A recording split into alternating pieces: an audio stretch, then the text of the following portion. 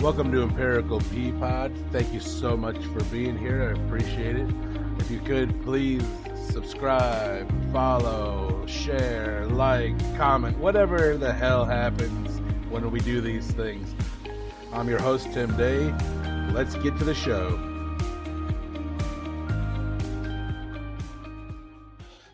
All right, great. All right, now we're recording. Now that we've just spent the last 10 minutes telling awesome stories, we can actually start recording now. So this is actually really exciting too. Talking via the internet to Katie Kirby, who I haven't talked to in forever. And it's amazing. And this is so exciting. Thank you so much for taking the time. I really appreciate it. Yeah. Man, you know what I want to talk about again, though we just kind of talked about, is where you're at this, like, because you guys are staying in a log cabin or your cabin in the woods. Do you guys live there full time? No. Okay. So we have a town home in the valley, which is much closer to LA, but it's not luxurious living, right? If you've ever seen that show, The Oblongs. I have, actually. You guys live on the toxic side? Right. Yeah, they're making fun of LA. The people on the hill are the rich people who live in the hills, and then the, common folk are in the valley, which used to be orange fields. So a lot of old school guys talk about back in the 60s, you could smell orange in LA. Like now it just smells like trash. And well, oranges become trash eventually. Right. That's true. So you guys do have a place in closer to LA, and so you're just kind of out there for the weekend, then recharging. So it's kind of funky. Like I technically don't own that. So my dad technically owns the townhome in the valley. When I moved out here, I was obviously trying to get started in the entertainment industry. I didn't have a lot of overhead, right? Yeah. My dad was sitting on some retirement stuff, right? And he had it all in the stock market, and he's putting it into real estate's a decent investment. So we kind of worked out that he would pay for the home. He actually bought it cash, not to sound bougie and rich. Maybe you belong on the hill. Right. Yeah. No, but we paid cash for something in the toxic zone. So I was supposed to rent to own that, and I was paying into it, and then COVID hit, and I was in the industry. Yeah. So I just had to stop payments, and luckily I lived in a situation where my dad could be it's okay, you don't have to pay me rent, I own this. Right. But then, it was an extended period of time where I just had stopped paying in. So basically it was well, why don't I consider the equity you put in, money you gave me that money, so I will give you a down for something else. And then he's I'll sell this, because he had bought it for $3,000. Now it's worth almost double. So at the time he was yeah, rent to own this. We had worked out that I had to pay him the $300,000. And then come 2022, he's well, now it's worth double. So suddenly everything changed there. But I do have an insane amount of student loans, because I feel our generation was totally duped. Yeah. So he's hopefully going to help me pay down some of that when he eventually sells this place that we're in. But I wanted to make a move, and I wanted to buy something big enough and nice enough, right? I didn't want a condo or a townhome. And I kind of wanted to get out of LA proper. It's a little crazy. And in my 20s, it would have been a different story, right? But now at the ripe old age of 41, just hit that. Yeah. I appreciate being away from all the craziness. And even here, this is in the mountains. I hate to sound like a total LA weirdo, but it's I can still feel the LA vibes here. Yeah. Right. I believe it's pronounced LA. LA. Oh yeah. Oh yeah. I actually did a whole thing with one of these musicians that I worked with, and what were we called?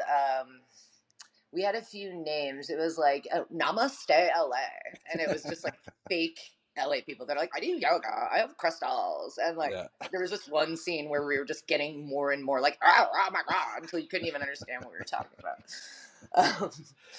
But yeah, you can still feel it doesn't feel like you're getting away. If I drive randomly out to let's say I have friends camping really far out, 3 or 4 hours from LA, and I just drive out to hang out with them for the night, my entire body relaxes. I'm not even joking. It feels like I ate an edible once I get away from the city. I can I definitely like am affected by the energy around, however you want to think of that, right? That makes sense. I mean, it's such a tight knit mass of so much. It's just got to be overwhelming. Are you able to relax? Because you're only like an hour and a half out right now at the cabin. Or do you feel that relaxation there? It's better, right? It's definitely getting out of LA and you're not surrounded by like trash and homeless people, which isn't, it's not like there's too many homeless people like in my neighborhood, right? Right. But it's just like, you can't walk down the street without like some psychopath driving like 70 miles an hour down like Woodman Avenue, which is not a highway. Like, Yeah. it is just too much going on. Like, Chicago was kind of that way, but it is so much smaller. And people in Chicago were so much down to earth. Like, I could walk in anywhere and just be like, hey, how's it going? And talk to someone at like the pizza shop, right? Everybody's super like conversational. Yeah. It's just totally different vibes here. If people are more cold, people are more rude, self-involved. And then it's like New York. It's just like 20 Chicago's, right? So when you have, I feel like Chicago is small enough that Yeah.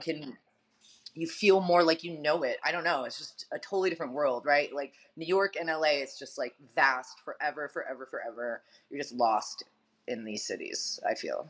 Which one do you prefer? Do you think New Chicago York is or the LA or Chicago, LA. of the three? Like, So I love Chicago food. I love Chicago people and vibes. yeah, I hate Chicago weather. yeah, fair enough. I love LA weather for the most part. The air in Chicago is way better, right? Like Yeah, here, it's like I'm like I understand the need for oxygen bars. Like you're in the woods and you're like trying to breathe, and it just doesn't feel like you're getting oxygen like it does in the Midwest. After I lived in LA for a year, I came back in like in an October to hang out with some of my random lesbian friends from Chicago, right. and we went way out in the country, like past Oswego, actually, to Oh, some pumpkin farm thing. wow. And I was on the hayride with them, and like they're ridiculous people who made me laugh already. So they were just being ridiculous and making me laugh. But I swear to God, I got high from oxygen intake out in the cornfield. Yeah, that's awesome. Yeah. Well, so after talking about that, let's kind of take it. How did you? Because I remember when you didn't start in Oswego. No, I was born in Columbus, Ohio. Yeah. Moved there Okay. before I really remember. I have maybe one vague memory. Did you move in Then junior high or was it high school? Because I remember when you came to Oswego. yeah, I moved around a lot of suburbs, right? So I Mhm. was in like Batavia, Naperville, Joliet area, and then we ended up in Oswego in seventh grade. Okay, yes, because I came in sixth grade, and then yeah, a year Oh, okay. later, you ended up coming there.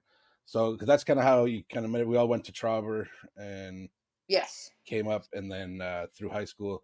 So once we get to high school, which is kind of where everybody, I like to start at high school because that's when where everybody either went somewhere, started spider webbing their life, or has pretty Mm, much stayed in the same space. Not, which I don't mean in any kind of negative way because we are all still friends right. today.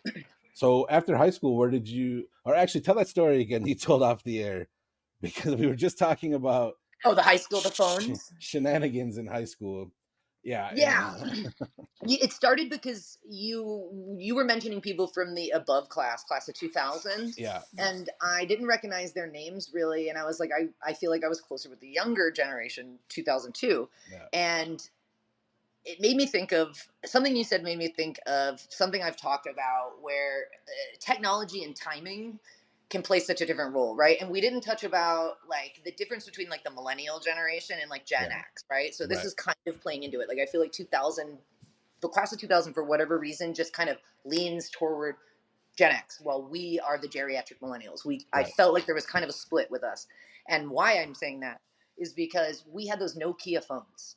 Remember the terrible like Game Boy style display where you could Yeah, play Snake and you'd get it taken away in class because you were playing Snake. Um, Nobody knew at the time. Like we were coming out of the like old awkward phones with the extendable like yeah, antennas and stuff, and those didn't have text messaging, right? So right. like my parents, the adults, the older people had no idea that text messaging was even a thing. But we were these little kids and we had nothing better to do, right? So we figured this out and we were like, oh my God. First, we used it to talk crap about people at parties in front of them.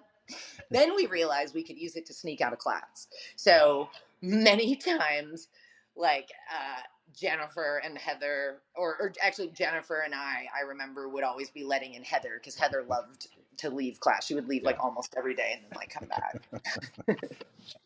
Yeah, man, I miss Heather so much. I know. I remember Jason and I would always run into you guys in the city randomly, for a while there because we were always Yeah. hanging out there, and then somehow we'd be like, "Oh, here's Katie and Heather. I guess we'll just hop in with them." Right. Yeah. I really, yeah, that was like a really fun time when Heather and I lived in the city together and got into drunken shambles pretty like every other night. So after high school, did you? Because you went to the city like almost right after. Did you go to college in the city? So first I was basically like forced to go to ISU. Like I didn't really Oh, want really? to go to Yeah. Illinois State. Like I actually got a partial acting scholarship to Hawaii University. And my dad Really? was like, "No." What? I know. He was like, "It's too expensive. Like the scholarship doesn't make up enough of the cost because it's out of state." Sure. So he's like, "You should go to Illinois State. Like your mom went there, blah blah blah." And kind of watered down what I wanted to do, like kind of pushed me into going into like communications. Yeah. So I got there and was like, "Party!" and proceeded to major in beer bonging and blunt rolling for about a year. I've heard that's very popular down there. Yeah, if I went to class, I got an A, but I didn't go to a lot of class, so I like had A's and F's mostly on my transcript. So after a year, I was like, "Yeah, I never wanted to go here. Like, let's be honest." Yeah. And my dad was like, "Fair. You did say that." So he let me come home and kind of regroup.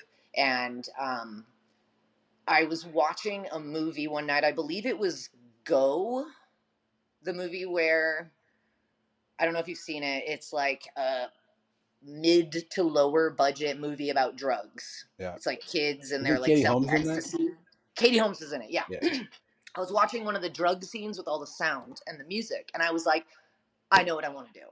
I want to go for sound design. I want to do the sound and the music in the movies. Like it really inspired me, right? Because I had storytelling, I had acting experience, and I was a musician. I'd been playing drums since I was like 11 in the church, and it seemed like the perfect convergence of all my passions. Yeah. So I told my dad I wanted to go to Columbia College in Chicago, mostly because of I had a friend in Chicago at the time that was kind of influencing me there.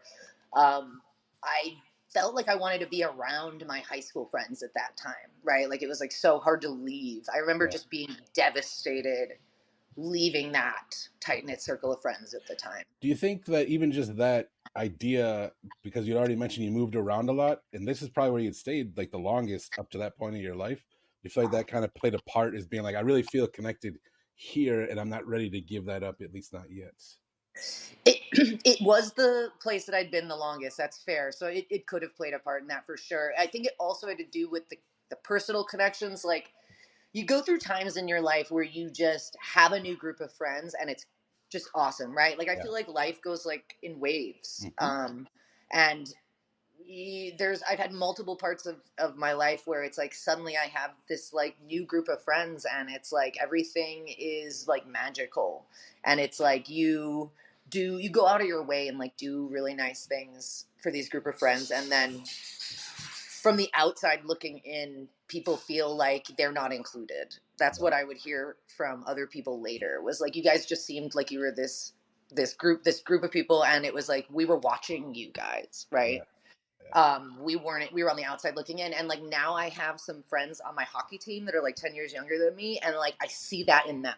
Yeah. And I'm on the outside looking in and I'm like, holy crap, that's how we looked. That really is. I Yeah. get it. I think it makes sense because like, even when I think of because we come from a big group in Oswego, but that there's different splinter groups here and there as well. So we're the one overarching group. Like the group that you're talking about is kind of like an offshoot to where we share a lot of the same circle, but then there's this other circle over here as well. So which is why it's interesting to kind of see that in the younger generation too. So then you ended up going to Columbia. Yeah, moved to the north side by Wrigley, by the Cubs, which is also by Boys Town, the gay area. Let me tell you a secret about Boys Town. We've talked about it a few times on the podcast.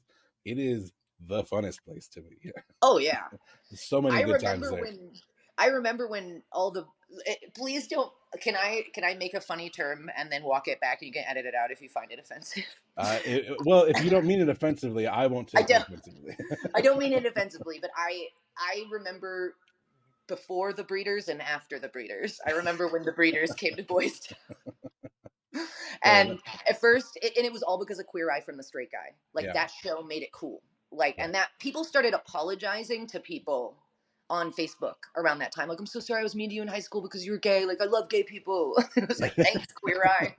But I remember the pride where all the straight drunken girls were there, just like, Yeah, just drunk out of their minds, creating scenes. And we were like, oh no, what has happened?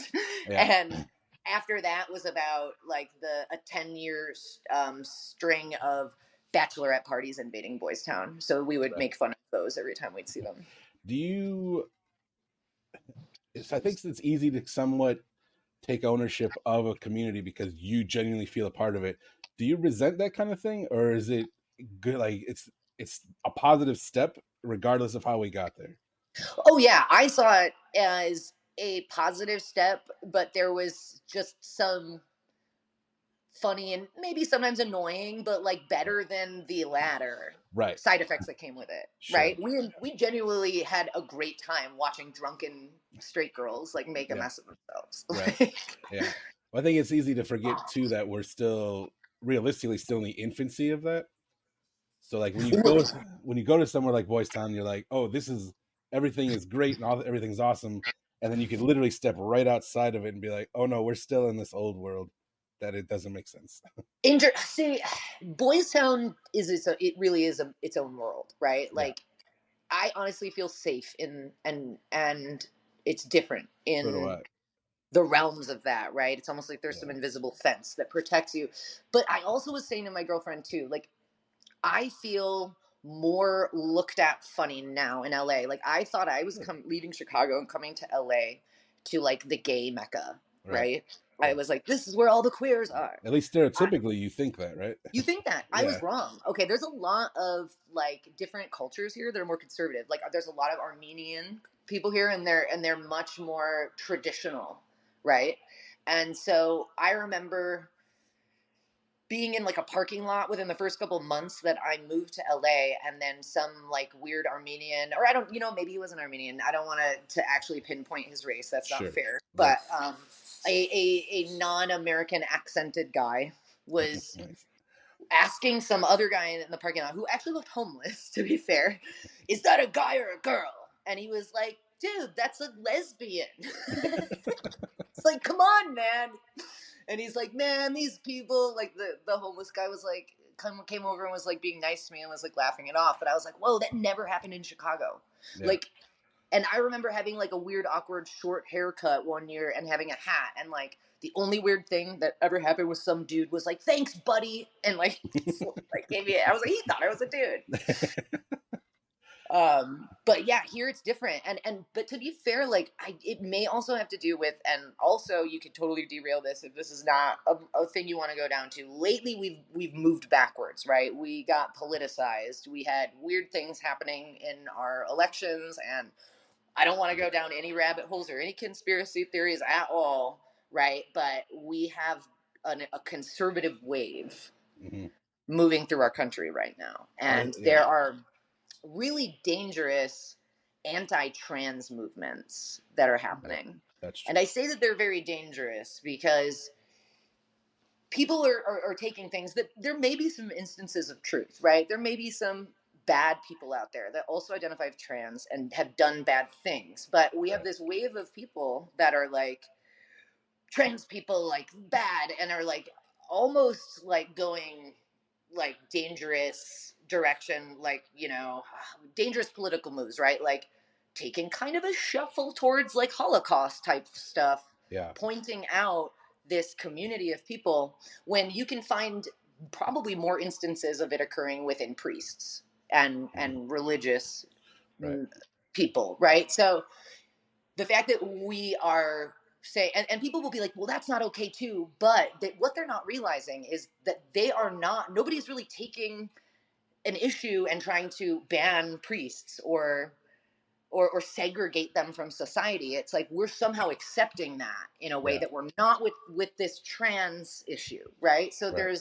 there's an inconsistency there that Yeah. people can't see. And good people that I know and love have had, like, I have a, like, I took one of my friends here in LA to lunch, and she's a rap artist.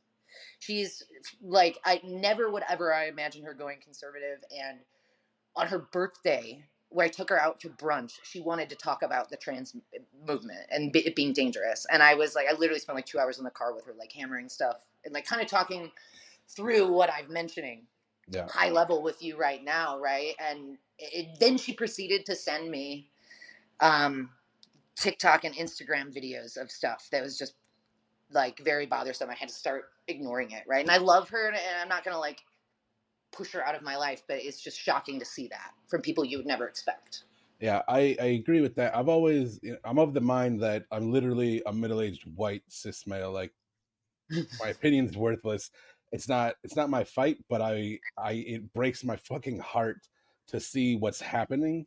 Right. So, there's not a perfect way to be an ally. You just do what makes sense and hope that your good intentions shine through, right? So, Yeah. but it's definitely like sitting back and doing nothing sucks, and like watching what's happening to people that I care about. It's like, this is not okay.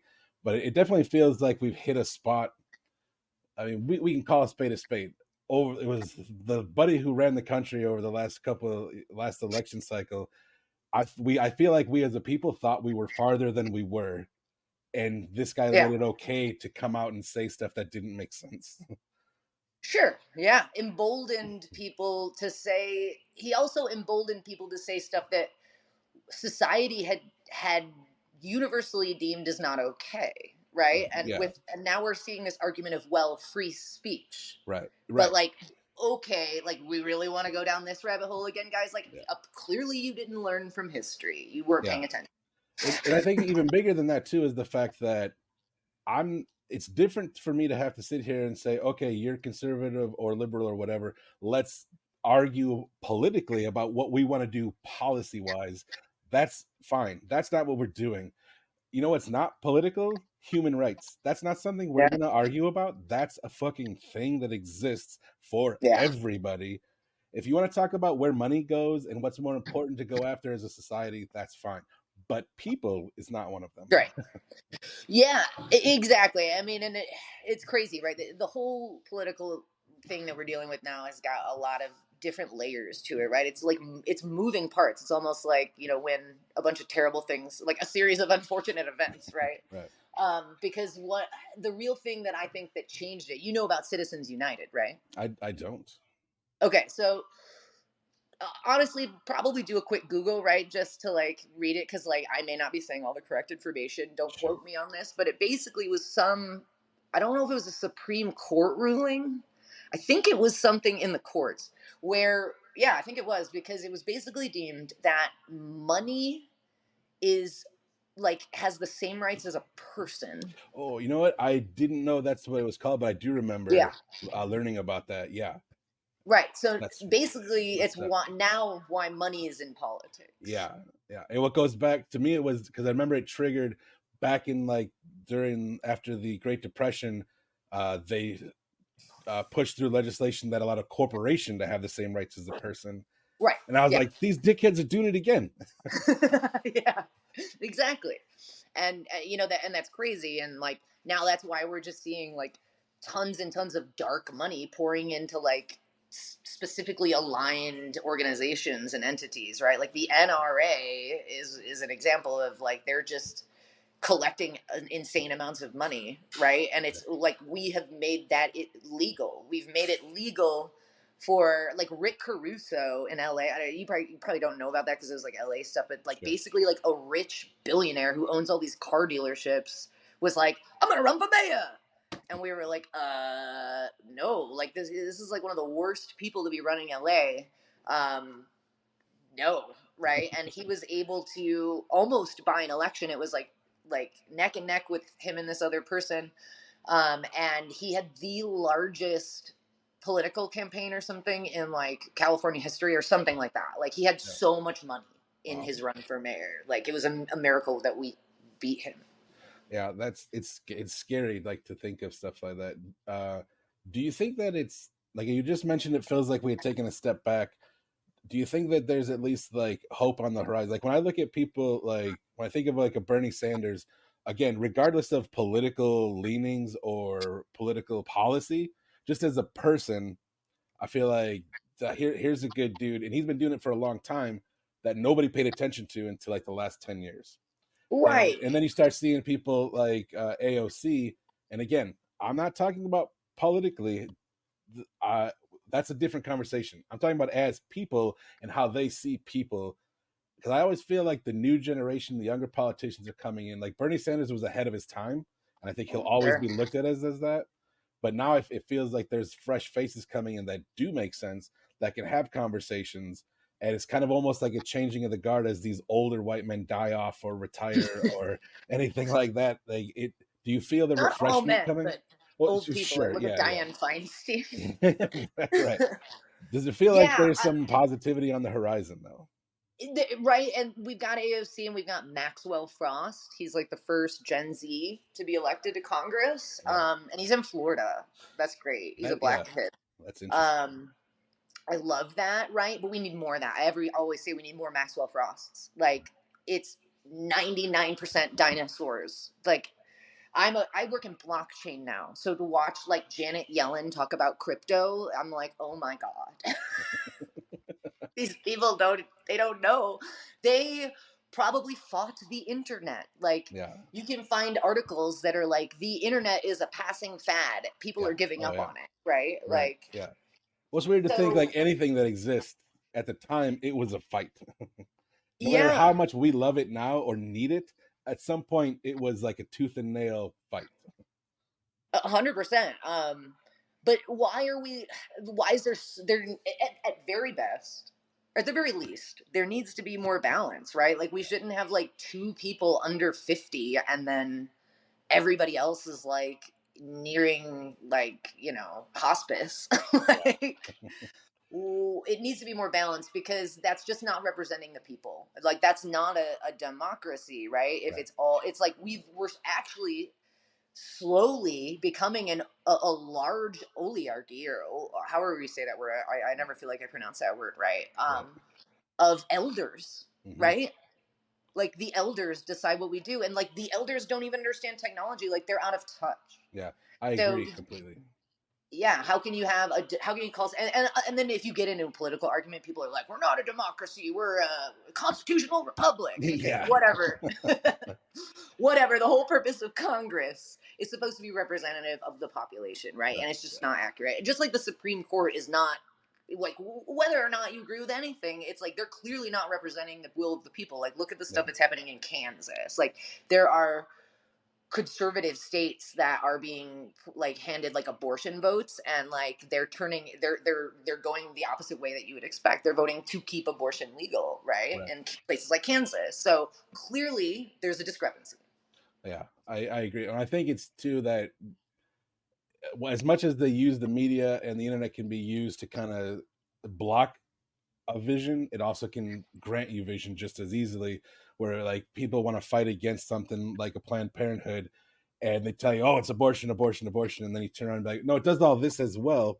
And now people can actually see both sides, and when they see both sides, most people have the common sense to be like, "Okay, you're just yelling one thing; it does 100 other things that are important to the community. Like you don't make sense." Oh yeah. Yeah, and that I mean, I don't want to go down that rabbit hole because we could talk about way more interesting things, It's like right? But everything we've touched on is like could be an hour on its own. exactly, exactly. I mean, Yeah. we can have a follow up and go down more rabbit holes. I'm down for That would be that. awesome. Yeah. It would be cool to just do like a 6 episode series of like specific things. Oh yeah, That'd be really cool actually. unpack. Call it like Yeah. unpack sessions. Yeah. Unpacked with Tim and Let's Katie. unpack that. So anyway, you end up in we'll go back to the point. You end up in Chicago.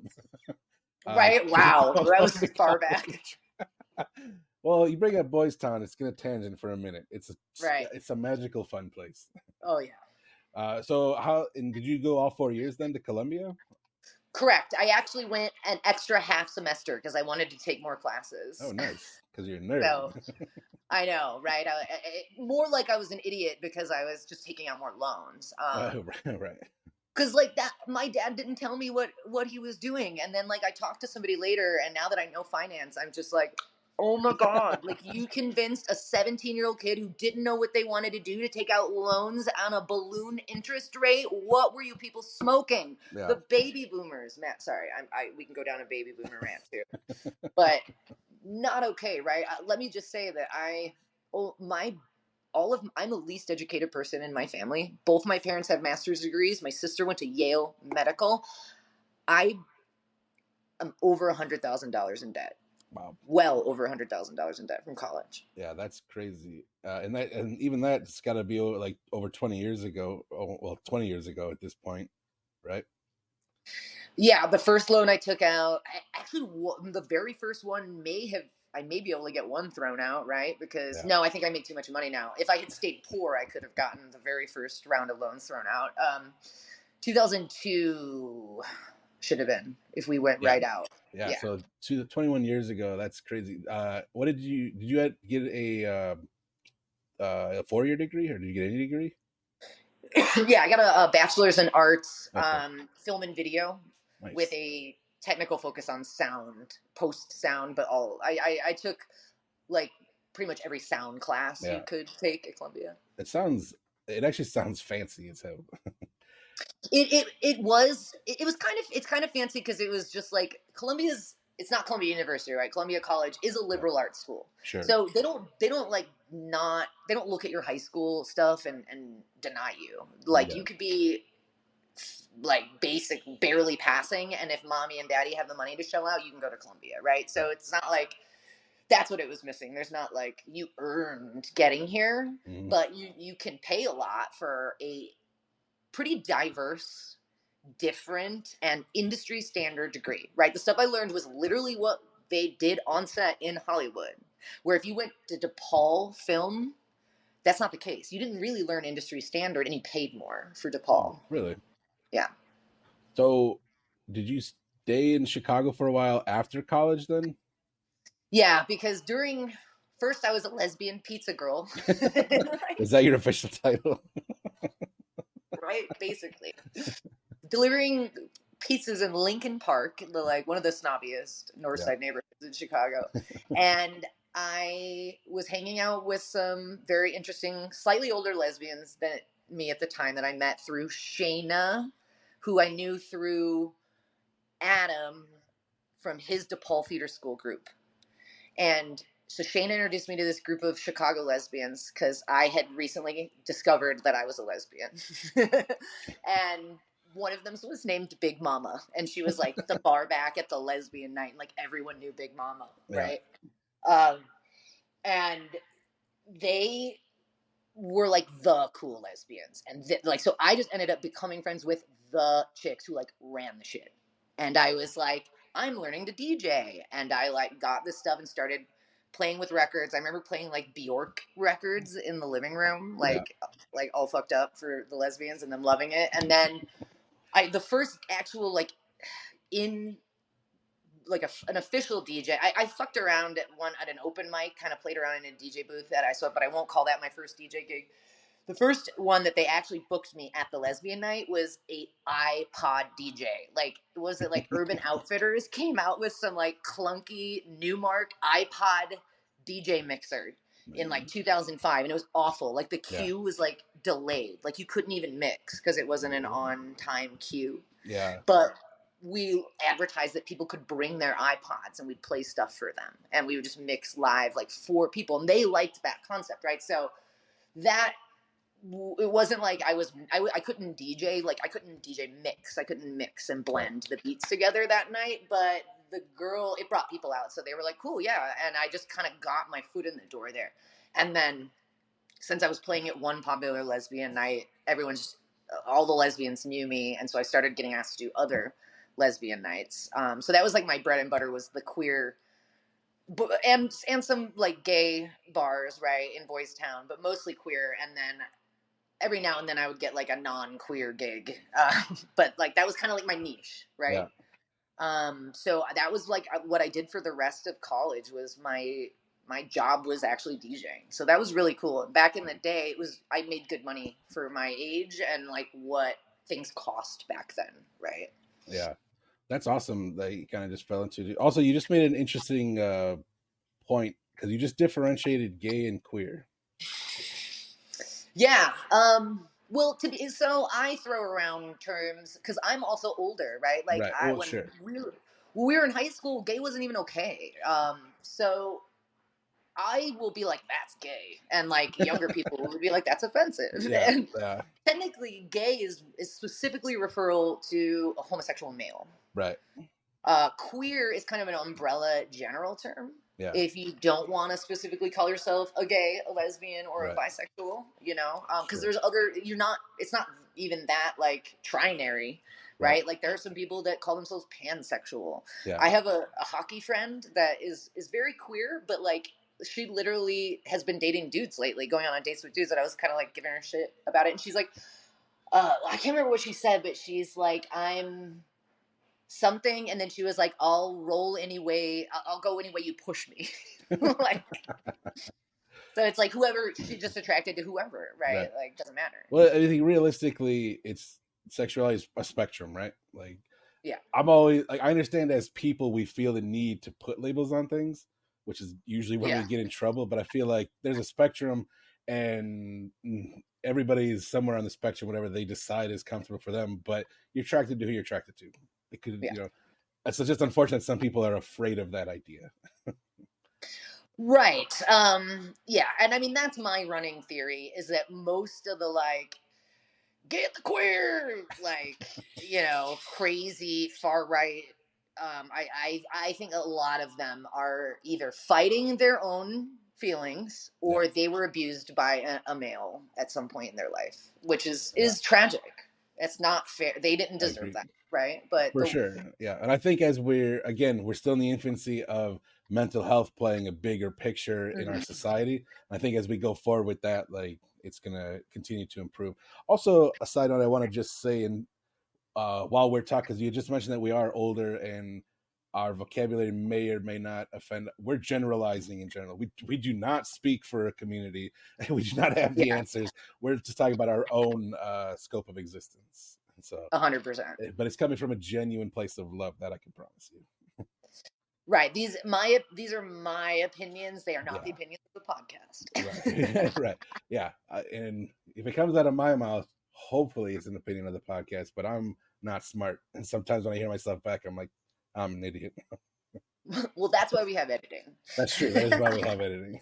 All right, so you stayed out there for a while, but how long did you stay there before you went to LA? So, I started getting annoyed with DJing the lesbian nights because when I first started DJing, I was hanging around an older crowd, and like they were definitely the young Gen X. Um, it was different. Music was different then. I don't know if you know any of the names. Like, do you remember Terry Bristol or DJ Psycho Bitch? Do you remember hearing those names on like Psycho B96? Psycho Bitch, I remember. Yeah. I know them. I Oh, that's I awesome. worked with them. Right. They were from a different era. I was Yeah. this like little baby dyke that was like hee hee like Terry Bristol, and he was like come open for me at this like lesbian night up in the north, right? And like so that was technically later, and I had been hanging with other older people earlier, but generally what I'm getting at is that like prior to a certain point, people went out to clubs, people went out to see DJs to be exposed to music. That's literally what they went for, at least if you were in Chicago. Yeah. There was a whole thing called white label records, right? The good DJs would just be all white label. And so you couldn't walk up and see what the record was. They kept it secret because that was their brand. That was their product. They didn't want you to be able to go buy their record and listen to it at home. They wanted you to come out to see them DJ, Right. to hear it live. So once we started going everything's online, everything is like on demand, we lost that. And then moreover, people started getting totally possessive with the music. So not only did they stop coming out to hear new music and be exposed to it, they came out wanting to demand to hear the songs that they knew. So, there'd always be some chick being like, you should have a different vibe. Or like, can you play the same 10 songs that are on my playlist that I've been listening to all night because I'm drunk and I want to sing along? Um, it stopped being fun. What was fun to me about DJing would be when I would be playing something that I had found at a club and ask I'd go to the DJ booth and I'd be like, what was that track? And I'd like sing the hook and they'd be like, oh, Hot Chip or something, right? And I'd go download that on Napster or XTorrent or whatever the hell I was using, some site. And I would then, put that in my DJ set, and then I would go play it at the lesbian night, and like the cool girls would come up and be like, dude, what was that track? And I'd be like, dude, Hot Chip, like go download it. And they'd be like, oh my God. And they'd like write it down on their phone. Then Shazam came out and that just totally stopped, right? So I started getting bored with DJing and I started moving into trying to produce songs that I'd been writing. I'd always like written songs in my head, or I had like had a guitar and I would play them live. And then at Columbia, I learned how to record, right? So I started slowly being like, I'm going to focus more on production. And like that, at the time, that was what everyone was saying. Hey, if you want to be successful as a DJ, you got to move to production. That's where the money's at, like blah, blah, blah, blah, blah. Well, as soon as I like actually started killing it in that, there was no more money left in record sales. So yeah, actually now it's all about live. You got to be live. You got to be performing all the time, and you got to charge like $500 for a head. Like. So I also feel I was in a band in Chicago in like 2005 through 2007, and we actually got scouted by the same person that discovered Veruca Salt, and he was like, "You guys have what they have. Let me tell you, you've got it." He's like, "You're a little green, but you have it if you keep doing this." And he's like, "I just want to warn you guys though that like everything is changing. I can't do the same thing for you that I would have done that I did for Veruca Salt. Like the whole business is changing models, right. And now like they don't buy talent and develop talent anymore. Like they expect you to do that, and they even worse now. It got even worse. Now they expect you to do all your marketing and have all these followers. The major record labels don't want to look at a no name unless they have 1 million followers now. Yeah.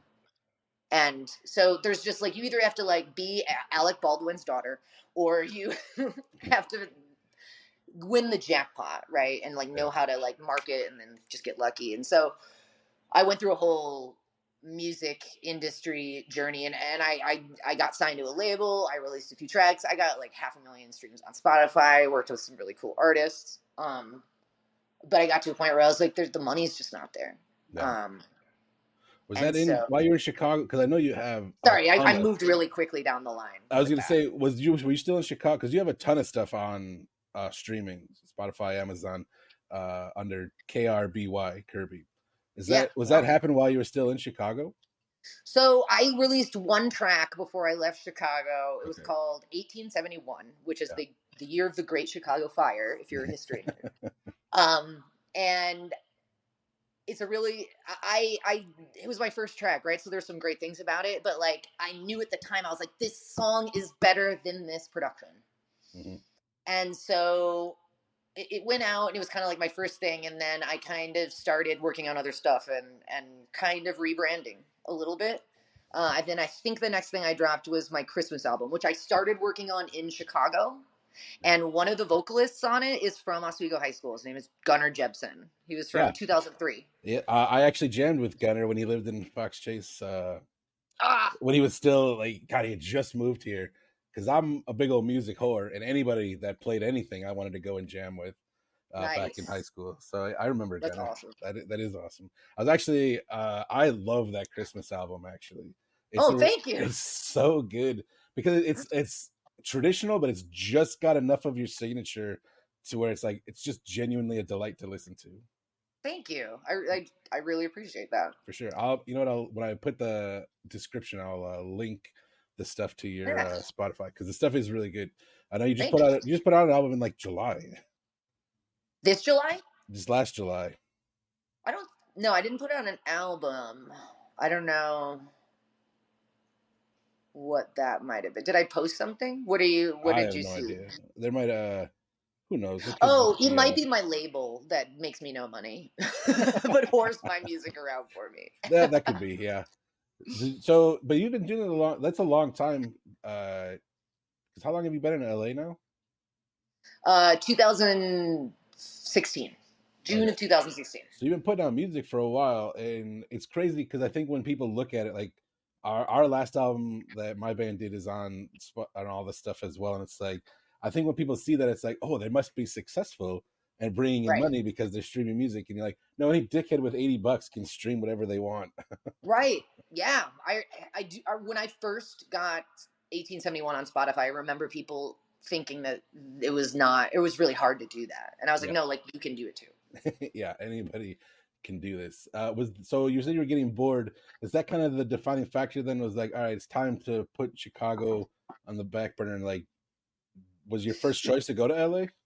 So because I had the film and video degree, Hmm. and that was always something I was doing the music thing. I was DJing, but I was also always trying to get some like sound work or some film work, right? And there's like two productions that happen in Chicago, and like the same 20 people work them, like Chicago Fire, Chicago PD, right? Yeah, Nothing else. right. John Hughes era is gone. Yeah, Um, so I just never could land anything but casting roles and background roles in the film industry. And so when it just started coming to a point where I was like, okay, if I want to do anything with that degree I got, like I would have to go to LA. And I had a bunch of friends and family out here, out in LA. In fact, one of my best friends, Jeremiah, is a studio head, or he's high up in casting, oh, or nice. not a studio head, but he's a studio exec at Right. CBS. Oh, cool. Um, and yeah, we have some family that had. I basically had a lot of connections there, and didn't really have that anywhere else. So it's just like nothing else really made sense. Yeah. Did you get to because then I mean it's got to be a huge difference like we were talking about earlier too, going from Chicago to LA and kind of just learning the culture is different there, and like really, yeah, you've got a net with family and friends there, but like trying to carve out a niche like that, Yeah, because I'm sure it didn't come immediately. Probably had in to work your LA. butt off. Yeah. So I got lucky that like one of my other DJ buddies in Chicago at the time went through right when I had announced I was moving to Chicago to my friends. She went through a bad breakup with her ex-girlfriend. And so she came over to my house crying one day and is like, I want to go to LA with you. And I was like, well, my dad is helping me with this. And she's like, I'll throw in, like, I'll contribute. Like, and I was like, okay. All right. Well, I talked to my dad and he's like, yeah, I told Kesha she can give me XYZ. Cause he was gonna pay out of his pocket to get the trailer for me to get out here. Cause it was like a lot. It was like Yeah, 5 or 6 grand or I say something. that's Right. Which I just a didn't. yeah, that's a hell of a Yeah, move. exactly. Yeah. So I couldn't have done it without the help from my dad for sure. Right. He got that thing for us that got all of our shit out to LA.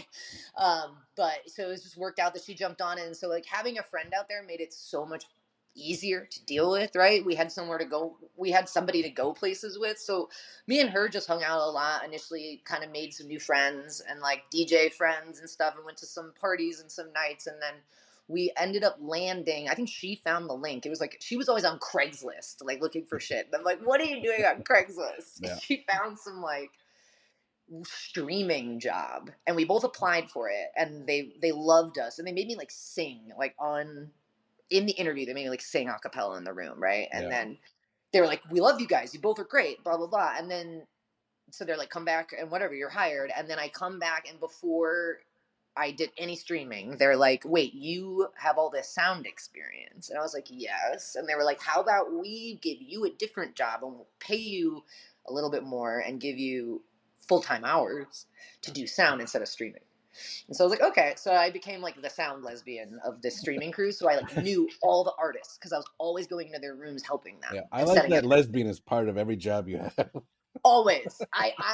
Like in the hockey room, I'm always referring to myself as like that lesbian or making jokes about my sexuality. That's like one of my things. Yeah. Yes. Um, so, um, so yeah, I got to know all these, and that's how like I met Davina, who I did a lot of her stuff. I Yeah. featured her on a I'll song. say Oh, she's on a track. she's on the Christmas album, Yeah. and I've got another track that I have never put out with her that I'm still messing with. And so that was like our LA college experience, right? Like it was like we didn't get paid a whole lot, and the whole company was a total fucking cover They ran Live Jasmine. They were the company that ran Live Jasmine. They were totally shady, Wow, and they were using Sonic Box as a cover to like move money into the country.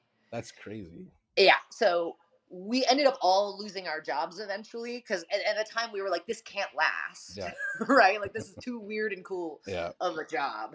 But it was our college experience. We got to just like get thrown into this group of people that we got to bond with, and we still have that bond with. It's similar to how you would have with a college friend, right? yeah. That's awesome.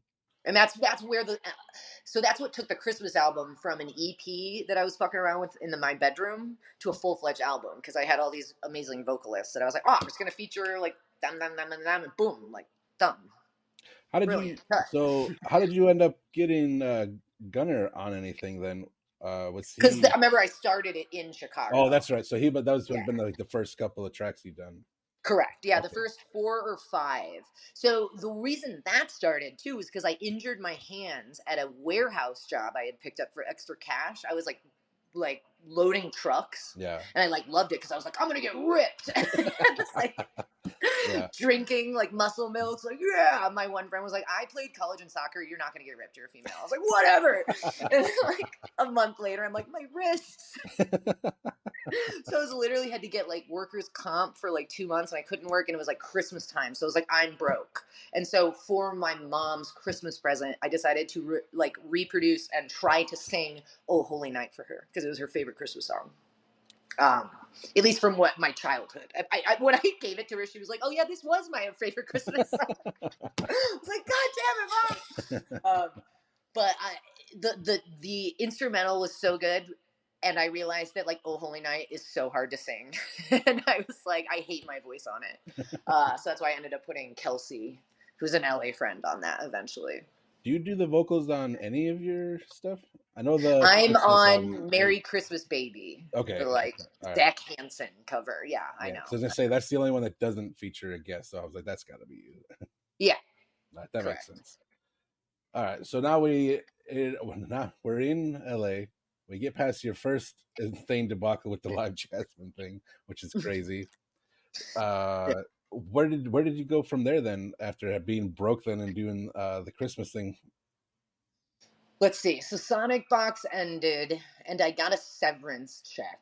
Really, that's awesome too. So it wasn't too huge or anything, Yeah. but they had actually moved me into the TV department right before everything went to shit. So that's why I got a decent severance check.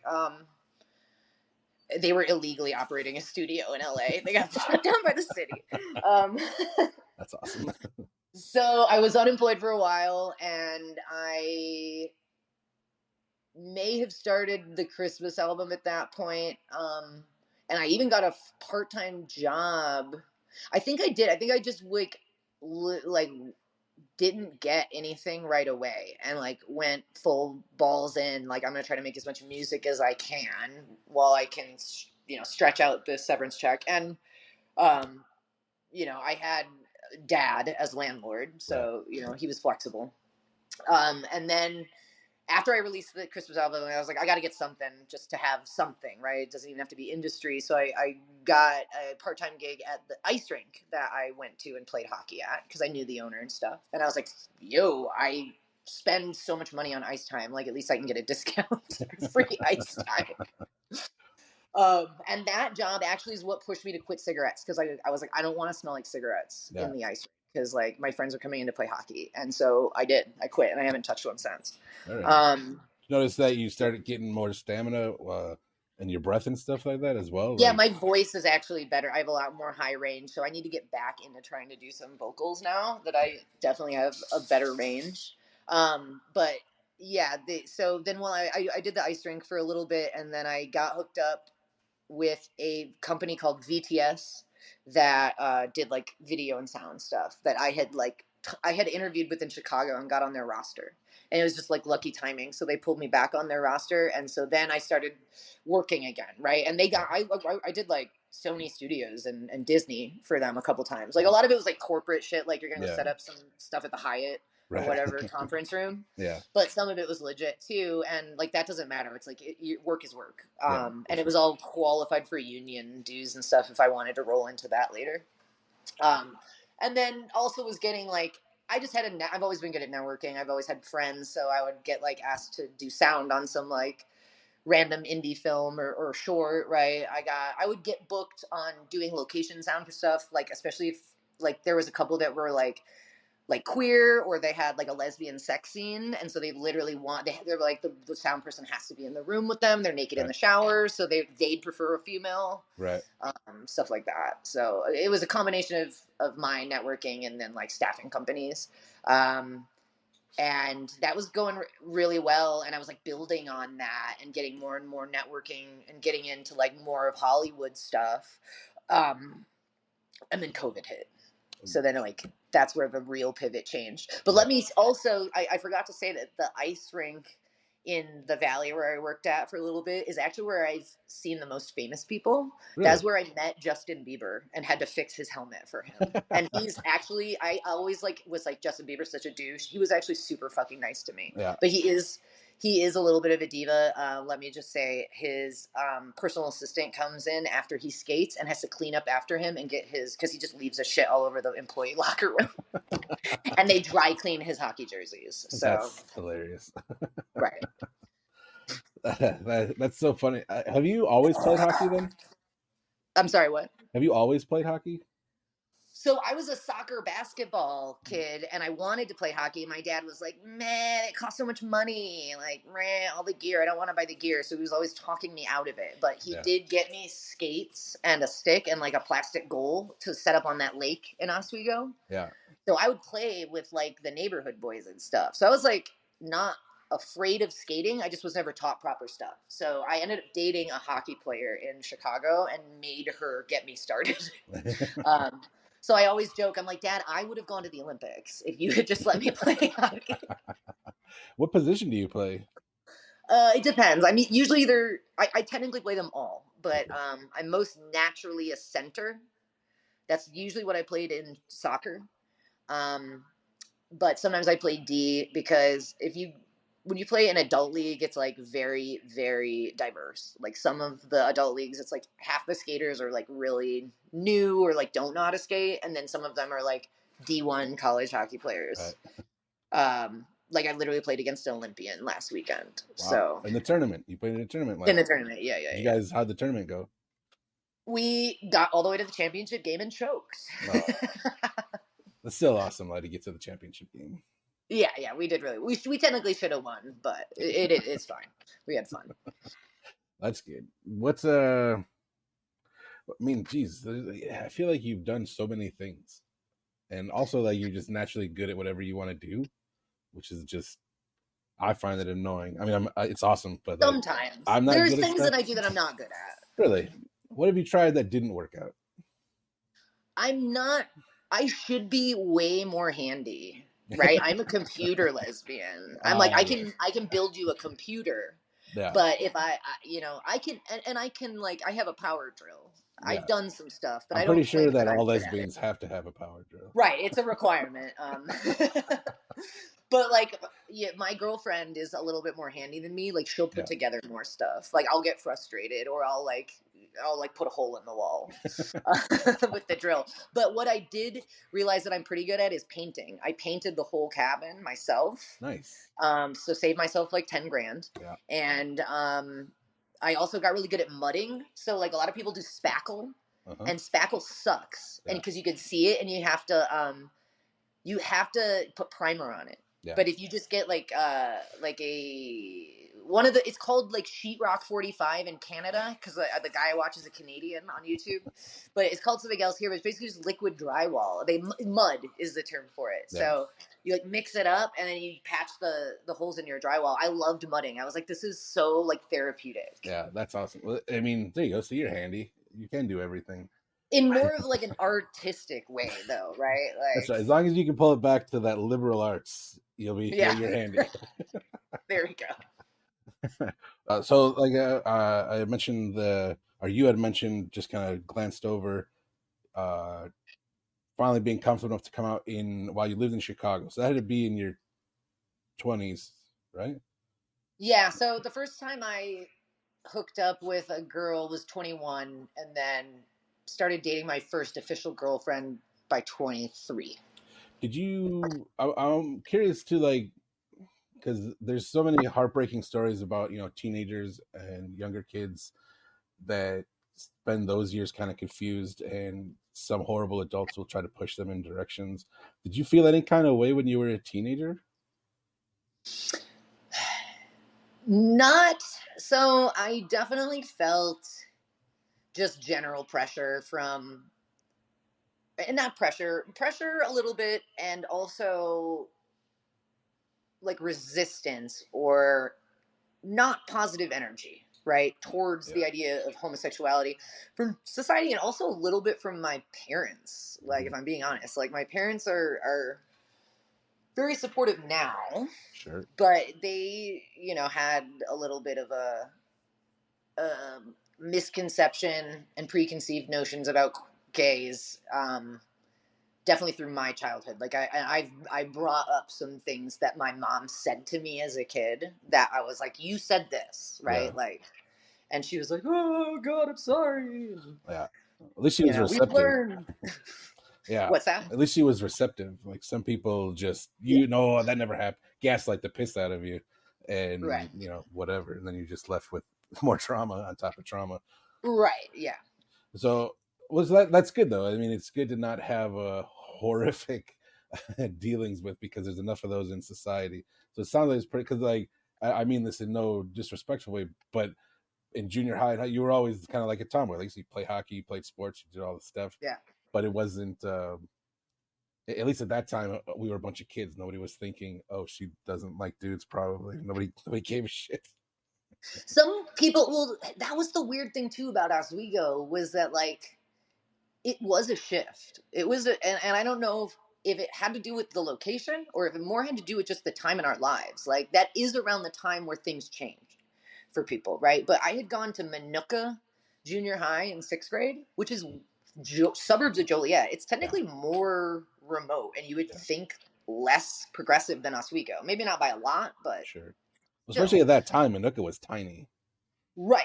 So everyone, or actually, it was Shanahan Junior Oh, High, which okay. was like Shanahan Manuka were Yeah, like yeah. So like small they were twin one cities. thing. Exactly.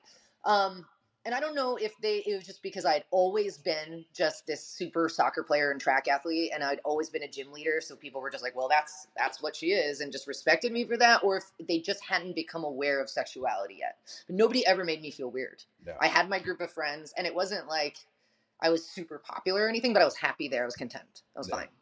So I didn't really want to move. And then when we did, it was definitely like I remember a way like kind of I was shocked a little bit at how like certain people perceived me, and it made me aware of it and self-conscious of it, right? But I do remember watching Nickelodeon and being like, I want to dress like the Jason Weaver, like the like I'm gonna wear like baggy shorts and stuff. yeah, Like that's what looked cool to me. right, Like yeah. And I think it's easy. Again, we're still in the infancy of getting out of it, but at that time, it's like your whole identity is going to be based off of what you look like, right?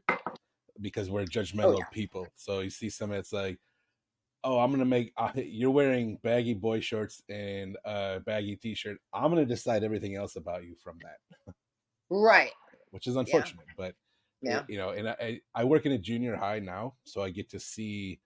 Oh, okay, I didn't know that. Yeah, it's awesome to see the same kind of thing, because it keeps happening. We're out of it, but it's still Mhm. happening.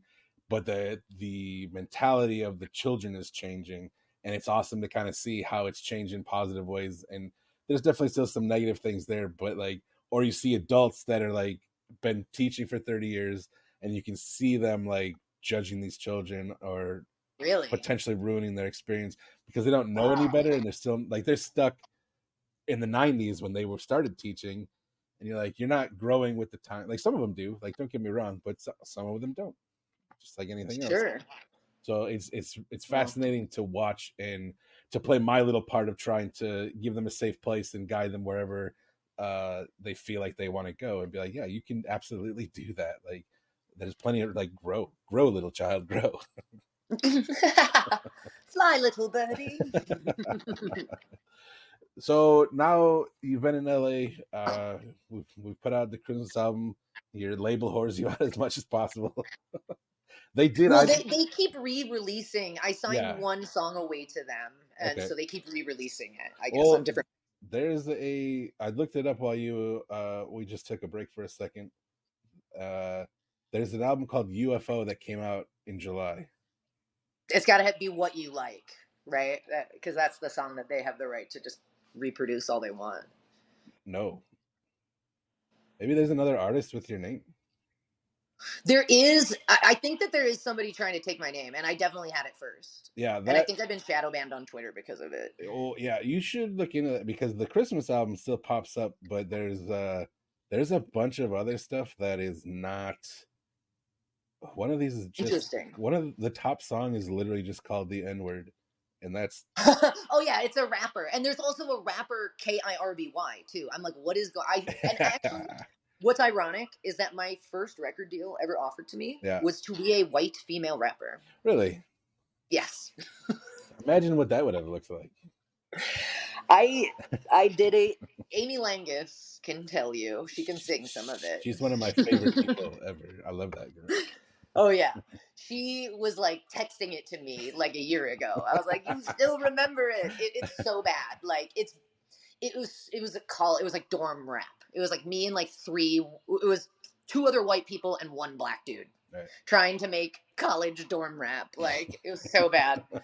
But I pitched it. I saw like people inquiring about white female rappers, and I sent them that. And the guy pulled me into the room. He was like, "You realize this sounds ridiculous, right? The song is terrible." And I was like, "What?" And they were like, "But you aren't terrible." They were like, "Can you tell that you're the most talented person on this?" I was like, "Teddy G, he's like Twista." And they're like, "He's not bad," but they're like, "You stand out."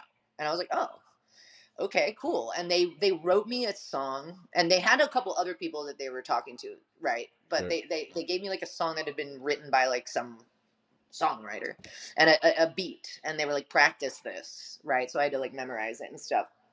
And they were like, "Take this." They gave me a contract, and they were like, "Take it to an entertainment lawyer and have them look at it." And the entertainment lawyer was like, "You are 17. This would put you," or I think it was 19. So you're 19 years old. "This would be putting you in debt for the rest of your life if this song doesn't blow up or if this album doesn't do well." And he was Really? like, "I would not sign this unless this is like, these people and they're like, they have a like an actual experience being successful in this industry." Because like the record deals are set up to put all the risk on the artist. Right. They always have been. Yeah.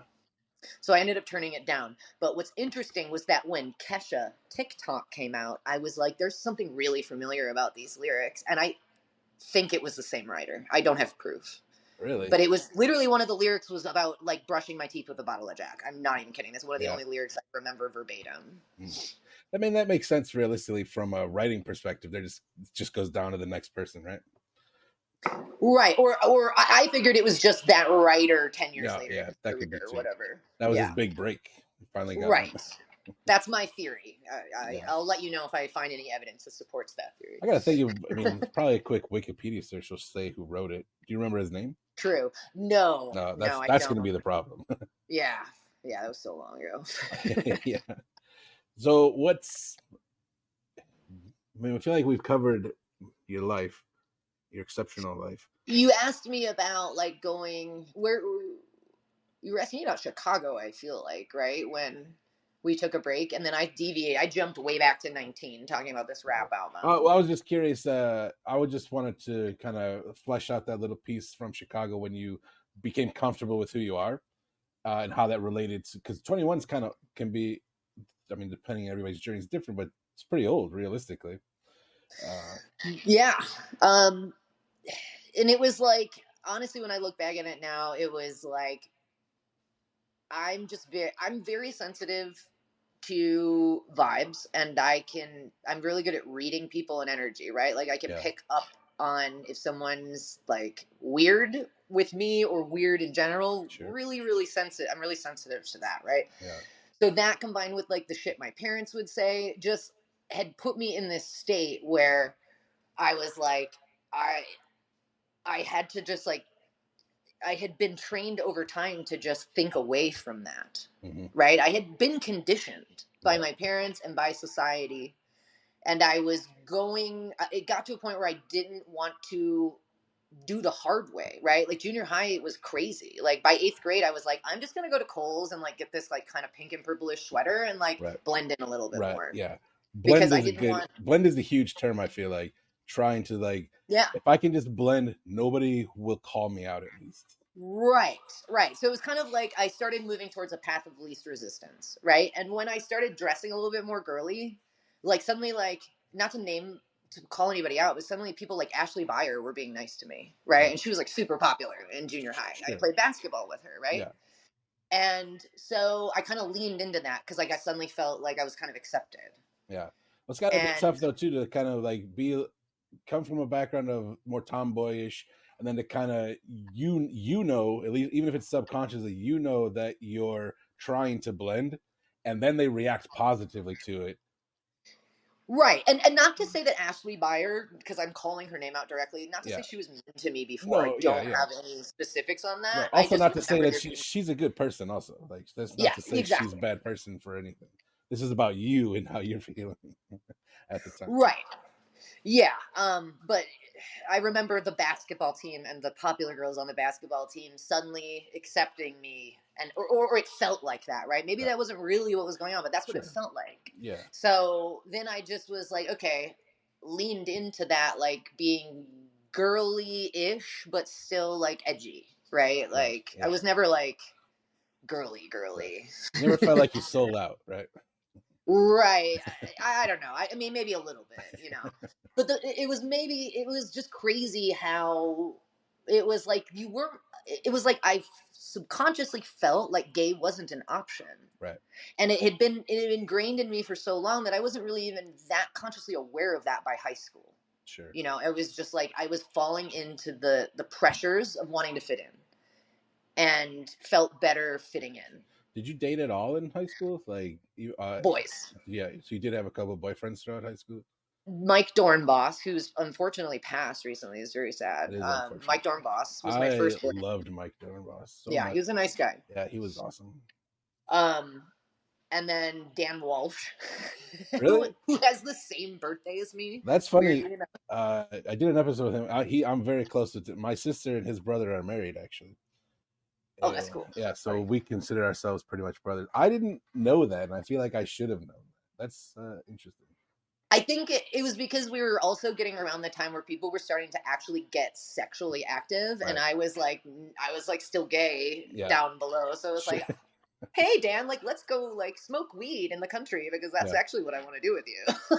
So that I do find that fascinating. Like it's just, and again, everybody's journey is different, but I just find it interesting. I like it because I want everybody to feel safe, and I want everybody Yeah. to be able to experience what they're going to experience. And like, while that story has its own level of traumatic subconscious level things, it's like we know worse stories, right? Yeah.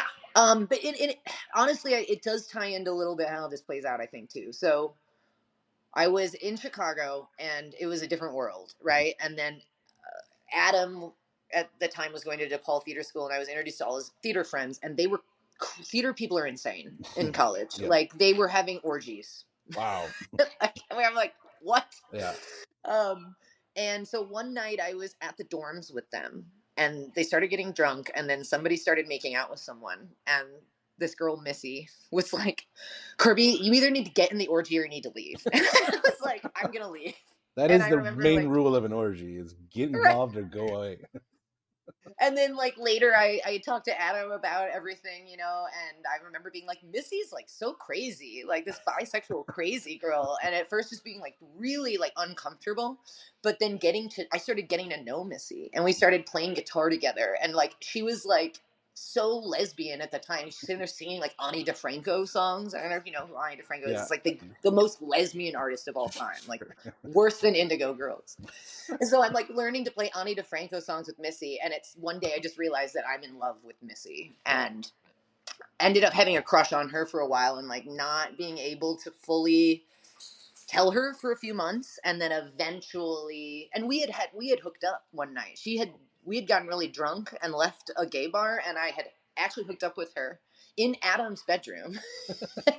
That's what bros are when he was for. out of town, and we made fun of him, or we would tease him about that, right? Like we hooked up in your room. Yeah. Um, and so then that was like and then it was like an ongoing joke when we talked about it. And so that might have been really the seed that sparked it. Like I actually did have some physical interaction with her, right, in a drunken night. And so I think that was the step that made me really pivot. Yeah. Was that almost like an And awakening where you're like, this feels right. right? It I don't know if it felt right at the time, Okay. but it didn't feel wrong, Sure. right? And then when I compared it to how it did feel when I tried to hook up with dudes, I Yeah. was like, if anything, that feels wrong. Right. And so then the more I got to know her, it was like it just built on it. And then we ended up hooking up again. And I ended up telling her eventually. And I remember just like making out with her all night in a bathroom. It was like pride. And we were just like wasted beyond belief. And then we didn't hook up that night though. We just like cuddled and decided to be we were like, she was like, I'll date you if you want, but like what do you really want? You know, we Right. kind of decided to be friends at that point because it had already been kind of so long. Like Right. um, and that was when then I pivoted and was like in Chicago and had Shayna, who I had mentioned, who hooked me up with this group of cool lesbians, was at theater school too, and she knew Missy. She was part of that group, so I just kind of like pivoted to Shayna and started hanging out with Shayna, who was also queer, Yeah. and that was the turn. That was the real turning point. And that was when my life really got interesting. Sounds like it sounds like a lot. It's a lot to deal with. Like it's crazy to. It almost feels like a natural, like slow burn up to that point Right. where Yeah. like it's either like not necessarily easy, but like a nice, just a nice trip, to lesbianism. Like a ski lift. Yeah, yeah. As opposed to, like I said, there's too many tragic stories to that point. Like it's nice to, and again, you've dealt with what you've dealt with, and that's a personal thing, and that's not. I'm not trying to downplay your experience, but it No, feels so much simpler compared to what it could have been. yeah, So that's good. Like, totally. plus, I'm always. I mean, I appreciate the fact that you can even be open and talk about it. I feel like a jag off of even me bringing it up, just No, because who the fuck am I? But at the same time, I'm always like, how do we normalize if we don't talk about it, right? Like, right. Exactly. And I mean, what really should be noted too is that like I mean, you saw me in junior high. I had always been that way. yeah, Like I was clearly not the stereotypical female. Like I sure, never was, even as a little kid, right. right? I remember in kindergarten coming home from school, my mom was like, "How was school?" And I was like, I didn't like it. Some boy tried to hold my hand, and she was like, "Oh, well, he likes you." And I was like, "He smells funny." So it was like, I think I knew. I actually have a memory of being like 2.5, 3, 4 years old at best. Yeah, And I like remember walking down the hallway at our house in St. Charles and like seeing myself in the mirror. And I remember like studying myself in the mirror, like intently and like looking at my face. And I remember that I was trying to remember some distant memory that had slipped away. Like it's a crazy thing to try to explain. Like yeah. I remember trying to remember something from before. So I'm not trying to like say reincarnation is real, but it is a really weird thing that I remembered Ooh, you this. think it's from a past life? I remember trying to remember something that had fleeted from my brain. That's all Yeah, I can explain. It was like I was trying to remember a memory yeah, from something else, and I consciously remember realizing that I was a female in this moment and not being happy about it. How would I know that at like 3? How would I even know what that meant? right. Well, I feel like Um, it's a feeling you had that, as you recalled it later, you were finally able to put words to it, right? because I have a really weird memory, Mhm. right? Like I can remember stuff, and I as an adult, as I revisited that and what I really remembered, I was like, that's weird. That's not normal. And Yeah, like, I have seen some shows about reincarnation, so I'm open to it. So it's possible sure. that I think if reincarnation is real, I do believe that I'm normally a man. That this life is a learning Hmm. um, experience for me. And I actually talked to a psychic that like for fun, right? Like I would go out and I would be drinking, and I would end up talking to people that would claim to be psychic, and Sure. we'd like hang out with them at the bar. And so I don't like go seek out like psychic readings or whatever, but I would have people tell me things. Mm-hmm. And one person was like, yes, you have always been a man, and you basically were going to come back as a guy again, and you had this like you had been told by the great, or what, God, or whatever you want to call it, was what the psychic was saying, right? Mm-hmm. That like if you choose to go into this life as a female, as a learning experience, your soul will progress faster than if you stay a man, and you're not gonna progress as fast, right? And they said basically you had been kind of a not very great guy in one of your lives, Sure.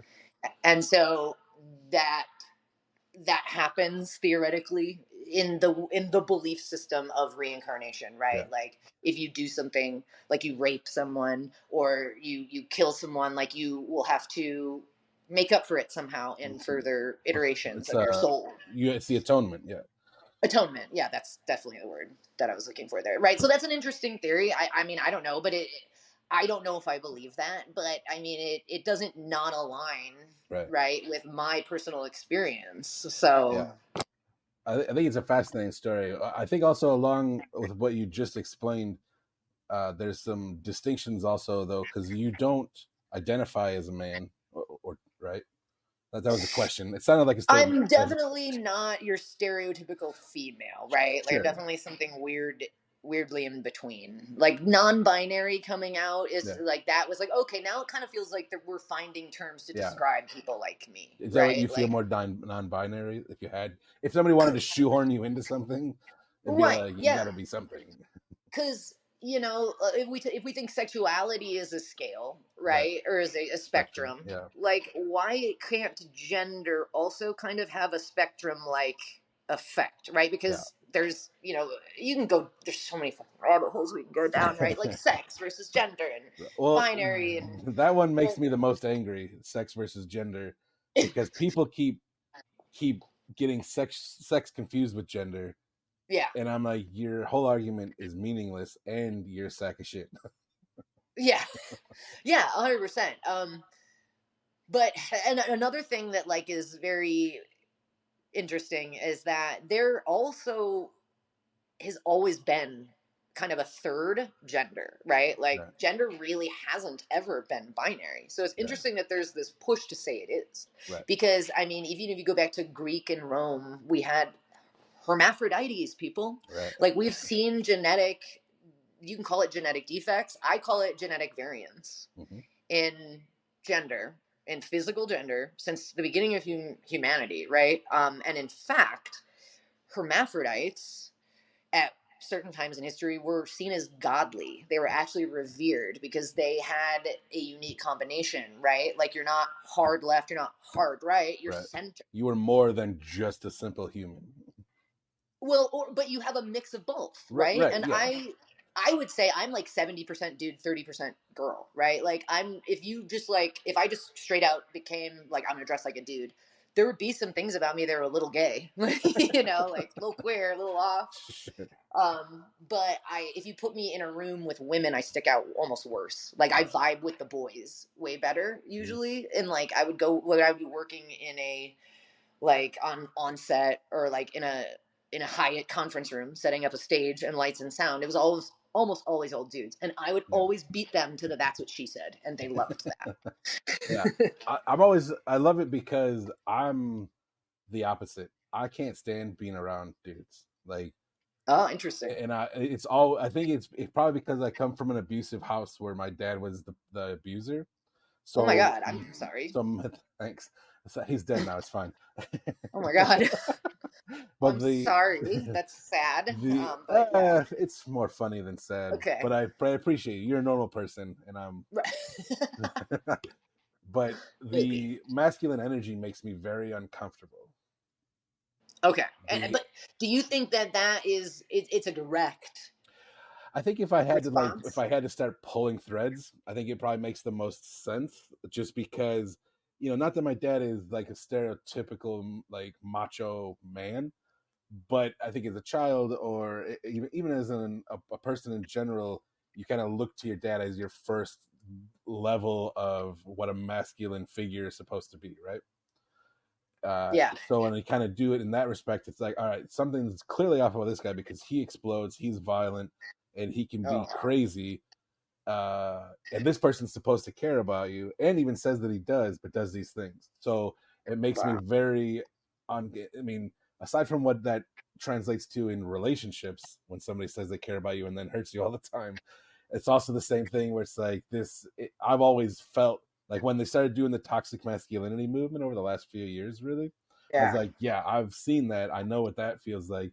And Yeah. I've always kind of shied away from that. Like I always joke that I'm more of a girl than a guy because it just means that I'm emotional and a real person. Tim, you're a lesbian. I it's I didn't want to be the one who said it, but I've always joked like that and said like, God, I'm basically a lesbian. I just have a beard.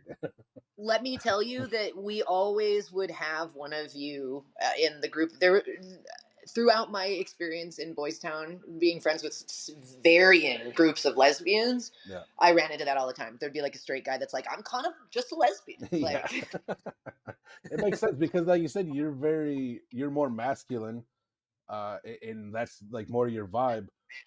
But I don't get the toxicity from you because oh yeah. I presume because you're a girl, whatever.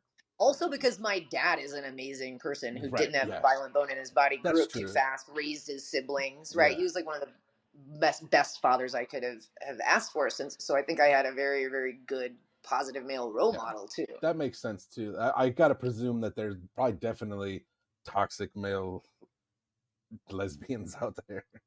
Oh yeah, I've oh been yeah, lucky enough to never come across one, but they so far, exist. I've seen it. I believe it. I don't that I wouldn't. I almost got into a fight with one once. Me too. Yeah, if you talk to their cute girlfriends, they get really mad. I got I got kicked out of a bar called The Closet. Interesting enough. Little And it on the was a bar that I nose. worked at. Like I Oh, wow. DJ'd there. They Yeah, knew me. And this toxic lesbian was throwing a fit and like basically made such a scene that there was like, we're just gonna have to ask you to leave tonight. Like yeah, and I was like, I didn't do anything. They're right. like, you can come back tomorrow, it's fine. That's crazy. Yeah.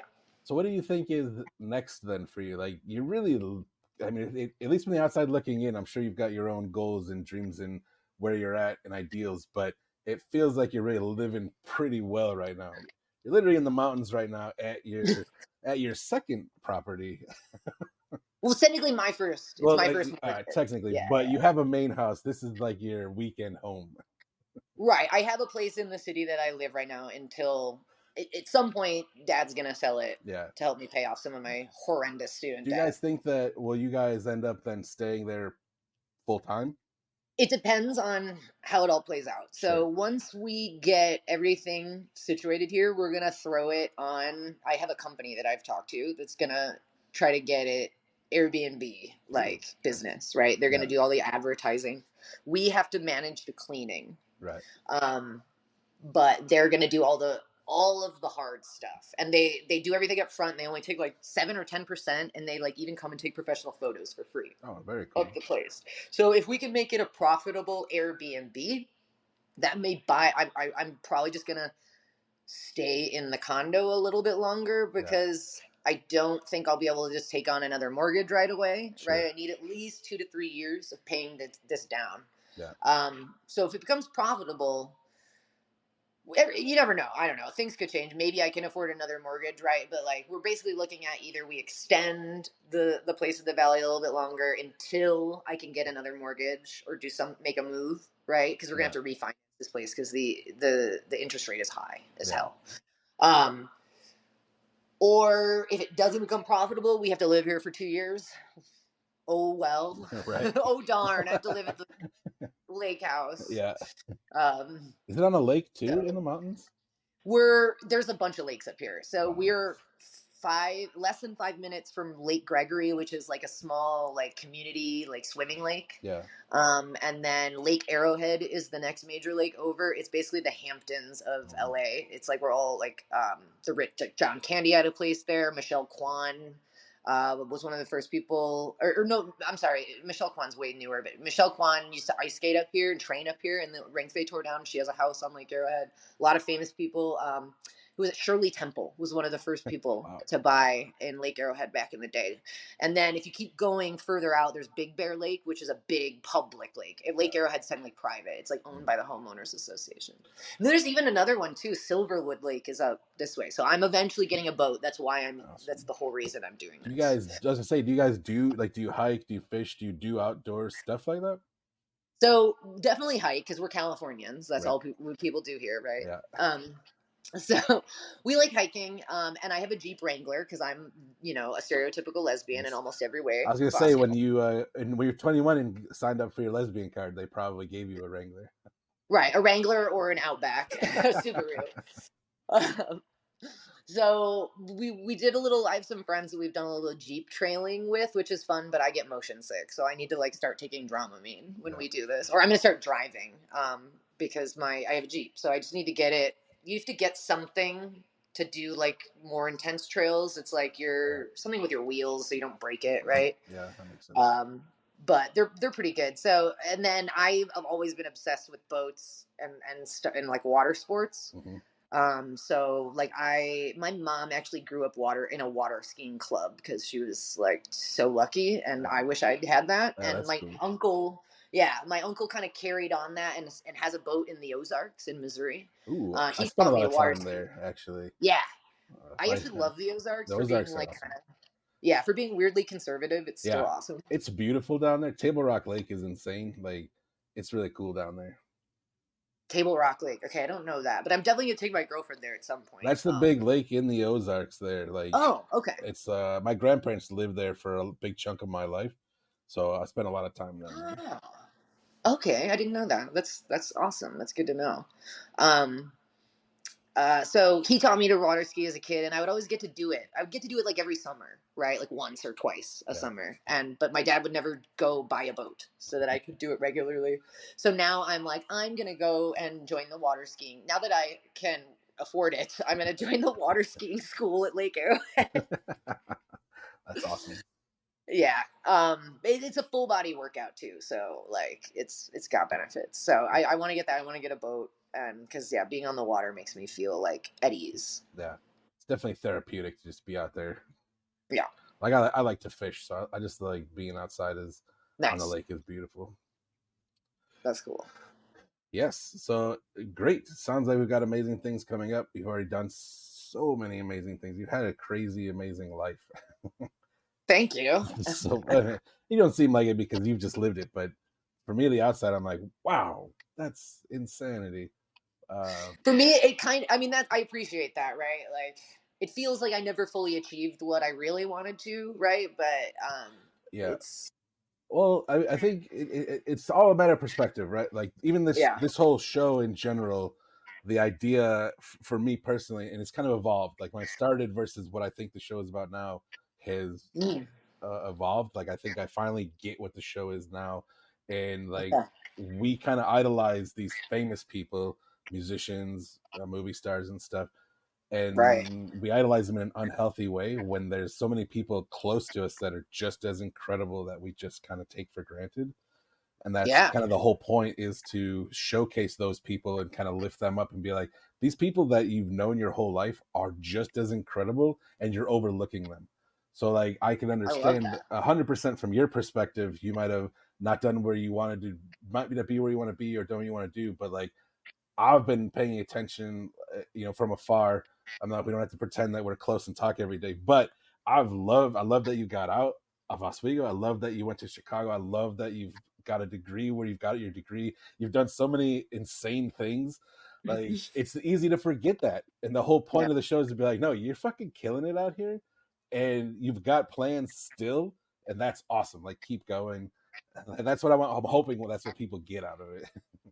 I love that. No, that's great. I think we need that so much. So you're preaching to the choir with that, and I 100% champion your effort, and keep doing that, and hopefully you can get a real platform at some Hopefully. point. How is do you pay attention to streams or anything like that, or do you put this on like Spotify and Yeah, stuff? it's on Spotify. It's on Spotify. It's on Amazon. I've got a Patreon. It's got Google. Like it's on like everywhere that you would think it would be or should be.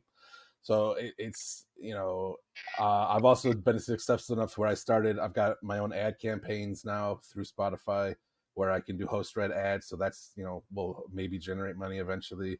The Patreon will maybe generate money eventually. Like it's so I've got all the stuff. The skeleton is there. Sure, I think that this particular I've got ideas for like a dozen other shows. This show sure, particularly is probably too hodgepodgey to be big, like huge. To me, I like it. I like listening to people and talk, especially like not for nothing. Like case in point, we haven't spoke in God probably over 10 years for sure, right, maybe even longer. But it and even before that, we were never necessarily best friends by any means. But right, it feels so natural to just talk to you yeah, yeah, and I love that, and I'm hoping that that shines through more, where it's like, oh, these people, I have people close to me. I would love to reconnect with them, like to where conversation in general is intriguing. I don't know if that's true though. Like I would 100% love to do what we were mentioned earlier, and do like a 6 or 10 episode thing where we really get into the weeds and like yeah, really lay it all on the line. That would be awesome. Uh, yeah. but at the same time, like I like this where I can reconnect with people and point out how amazing they are. Yeah, that would have to be a different show Yeah, it'd be a technically, whole different thing. Yeah. but you could link to it. And Yeah. Well, you that's could the promote. goal is like this is I call the show Empirical Peapod. The goal is to have that be the banner, Empirical Peapod Productions, and then have a bunch of shows under that banner that are Sure. all the different interests that I have and different or empowering somebody. Like if you were like, I'd like to have my own show, I'd be like, let's put it under the banner. It's still your show, your creativity, you own that show. It's just under this banner. Right. Yeah. So that's the Yeah. big Totally. goal. I like that. It's just a matter of sticking to it and seeing how it goes. I mean, you're essentially, moving towards being a production company. It's just you're Yeah, producing podcasts. basically. And I'd have no experience and barely know what I'm doing. I'm trial and erroring my little ass off over here. Does any of us know what we're doing? I don't think so. Not really. We kind of fall into it, and that's kind of think half the fun. Like Yeah. it's fun to kind of have all the ownership for myself and stuff like that, and then if it gets better, it gets better. If not, someday maybe I'll just quit out of nowhere. I would go try to learn SEO, right? So actually, my last job before the junior high, I was a project manager. Okay. So I ran a team that we all was doing social media and SEO and stuff like that. So if you search Empirical Peapod, I'm actually the top 3 that come up. Nice. So I've Okay. I've at least had a crash course in SEO so that I can get in there and try to do what I can to manipulate things. And if I start generating revenue, I know where to put the revenue to start hitting like specific ads and ad space to drive listeners. Yeah.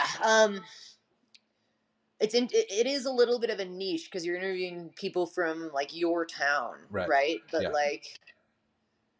But if you could get someone on it or someone interested or someone to share it, like don't overlook like TikTok influencers and like Yeah. grassroots media. It's really kind of where stuff is growing now. Sure. Yeah. It depends, I think, what you want out of whatever you're doing, right? Like, Yeah. I think that a secondary show, like one of the other ideas, would probably be the one to push For because universality. it'll be more niche, right? Like it'll have a built-in audience potentially. Like if you and I were talking about what we want to talk about, that's to an extent got a built-in audience. Like certain people already Sure. care about that, as opposed to us just catching up basically and Right. shooting the shit. So I think that's I don't necessarily want to bend this particular one to that, but I Right. have Right. the Right. ideas so that the overall thing rises uh, in time. What I would do is don't hold back on creating spin-offs once you feel comfortable doing it. Yeah, Like get to the point where you've got 3 or 4 other yeah, shows that are more universally angled right, and that yeah, you can try to market, right? And then have this be like your fun, yeah. like passion piece That's what that I think if is you more what I want. yeah. because like I only want to do 26 episodes. Like I wanted to break this into season, so 26 episodes is only 6 months worth of shows. That gives me my other 6 months to work on these other things that I want to do and kind of push those before I have to come back to do this. So there's definitely a big plan. It's just a matter of what I can focus on and get done. Yeah, I mean, and that's what the musicians never do is they never write out an official business plan. So if Right. you can make yourself do that, Yeah. you are a step ahead. That's what I when I before I started, I sat down and I'm like, all right, let's make a I made listed out.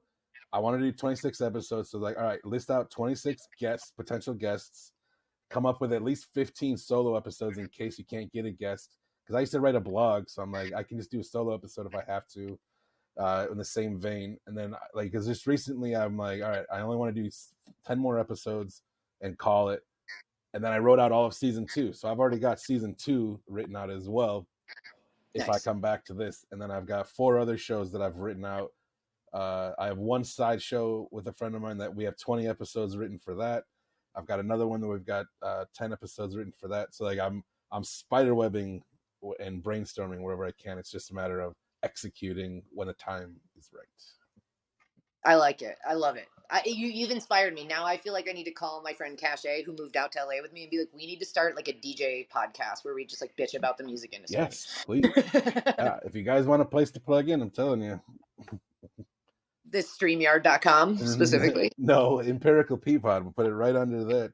Oh yeah, okay, yeah. You'd actually like list it as like Yeah. under. Yeah, I Yeah. mean that makes sense. Still Cool. be your guys' show, just because then we can, if we make it, to me it was just like when I was a musician, when we used to play, stereotypically people like kind of shit on other bands and stuff like that, but I'm like, if we all build up the scene, we all succeed.